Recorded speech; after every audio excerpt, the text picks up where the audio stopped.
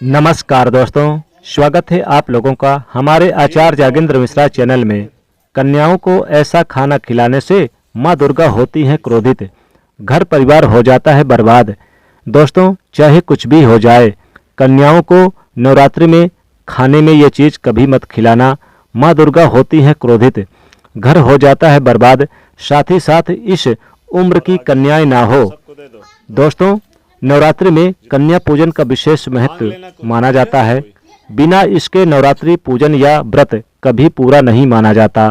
नवरात्रि में माँ दुर्गा की विधि विधान पूर्वक पूजन कर 7वें और 8वें या फिर 9वें नवरात्रि के दिन कन्याओं का पूजन कर उन्हें भोग लगाया जाता है। धर्म ग्रंथों के अनुसार 3 साल से लेकर 9 साल तक कन्याओं की माता का स्वरूप माना गया है। नवरात्रि में आप 1 से लेकर 9 कन्याओं तक का पूजन कर सकते हैं। साथ ही साथ एक बालक और बुजुर्ग महिला होना चाहिए, क्योंकि बालक के रूप में बजरंग बली को माना जाता है, तभी ही व्रत कन्या पूजन सफल होता है। दोस्तों, ऐसे में ये जानते हैं कि कन्या पूजन के दौरान कन्याओं को ऐसा क्या नहीं खिलाना चाहिए जिसके कारण माँ दुर्गा क्रोधित ना हो जाएं। तो चलिए जानते हैं। दोस्तों, इस बार नवरात्रि में कई शुभ योगों का निर्माण भी हो रहा है। दोस्तों, कन्या पूजन के लिए सबसे पहले कन्याओं के पैर धुलना चाहिए, फिर उनके पैरों पर लाल रंग यानी कि महावर लगाना चाहिए, फिर उन्हें एक साफ आसन पर बैठाना चाहिए। इसके बाद उनके हाथों में मौली बांधें और माथे पर रोली का टीका लगाएं। दुर्गा माँ को उबले हुए चने, हलवा, पूरी, खीर, पुलावा, फल का भोग लगाया जाता है। यही प्रसाद कन्याओं को भी भोजन स्वरूप खिलाया जाता है। खीर भी आप खिला सकते हैं। ऐसे में आप कन्याओं को दही जलेबी भी खिला सकते हैं, लेकिन ध्यान रखिएगा, घर की बनी जलेबी ही खिलाइएगा और घर की ही दही आप खिलाइएगा। बाजार वाली जो बंद पैकेट मिलते हैं उन्हें मत खिलाइएगा। कन्याओं को भोजन कराने के बाद उन्हें दक्षिणा भी दी जाती है। इसी के साथ कन्याओं को लाल चुनरी और बिंदिया चूड़ी भी चढ़ाई जाती है। इस तरह विधि विधान से कन्याओं का पूजन करें नवरात्रि में, उसके बाद उनका आशीर्वाद प्राप्त करें। कई जगह कन्याओं को भोजन कराने वाले लोग आशीर्वाद स्वरूप उनकी थपकी लेते हैं। इस बात का भी ध्यान रखें कि कन्याओं के साथ एक लंगूर भी होना चाहिए। माना जाता है कि लंगूरी यानी छोटे बालक के बिना पूजा अधूरी मानी जाती है, क्योंकि ये बजरंग बली का रूप होता है। दोस्तों, लेकिन इसी के साथ क्या आप जानते हैं कन्याओं को ऐसा खाना कभी नहीं खिलाना चाहिए नवरात्रि में, नहीं तो माँ दुर्गा हो जाती हैं क्रोधित, घर परिवार हो जाता है बर्बाद।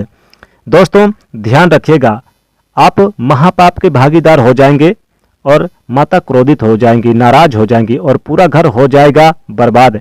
ऐसा अनर्थ कभी ना करना। दोस्तों, अक्सर कई लोग जाने अनजाने में बाहर रेस्टोरेंट से खाना मंगाकर कन्याओं को भोजन खिलाते हैं, जो कि पूरी तरह से इसे पाप माना जाता है। ऐसा खाना लहसुन प्याज का होता है। ऐसा पाप आप कभी मत करना। माता नाराज होती हैं और सारी जिंदगी भर कष्ट मिलते हैं। साथ ही साथ कन्याओं को प्लास्टिक बने बर्तन में भोजन कभी नहीं खिलाना चाहिए।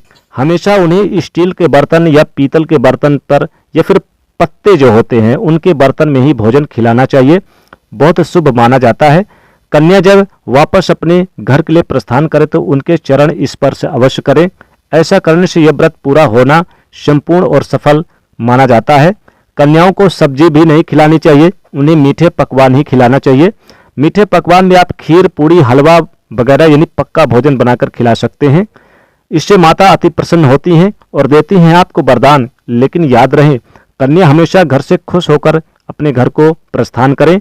आप में से कौन कौन चाहता है कि माता रानी आपके घर पर यानी कि चली आए दौड़े दौड़े, तो कन्याओं का विधिवत ध्यान रखिएगा। और दोस्तों, इस बात का विशेष रखिएगा कि इस बार जो नवरात्रि का जो कन्या पूजन है वो 16 अप्रैल से शुरू होगा, यानी अष्टमी के दिन से, और 17 अप्रैल को रामनवमी के दिन कन्या पूजन किया जाएगा। 15 अप्रैल को भी आप सप्तमी के दिन कन्या पूजन कर सकते हैं। तो आपको बंद पैकेट के बाजार से नहीं मंगाकर खिलाना है कन्याओं को, और न ही लहसुन प्याज से बनी चीजें, और न ही सब्जी वगैरह खिलाना है। बैगन वगैरह कोई भी चीज आप बनाकर मत खिलाइएगा। इस बात का विशेष ध्यान रखिएगा। कन्याओं को हमेशा साफ सुथरा और स्वच्छ मीठे पकवान बनाकर ही खिलाएं। दही जलेबी भी खिला सकते हैं उन्हें। आप पूरी, खीर और हलवे, सब कुछ। आप साबूदाने की खिचड़ी भी खिला सकते हैं, लेकिन वो भी मीठी होनी चाहिए, यानी कि खीर बनाकर खिला सकते हैं। तो कौन कौन माता रानी को अपने घर पर बुलाना चाहता है तो कमेंट बॉक्स में लिख दें, हमारे घर में स्वागत है, हमारे घर में पधारें आप माता रानी। माँ के लिए एक लाइक जरूर करें इस वीडियो को और इसे ज़्यादा से ज़्यादा शेयर करें। जय माता रानी।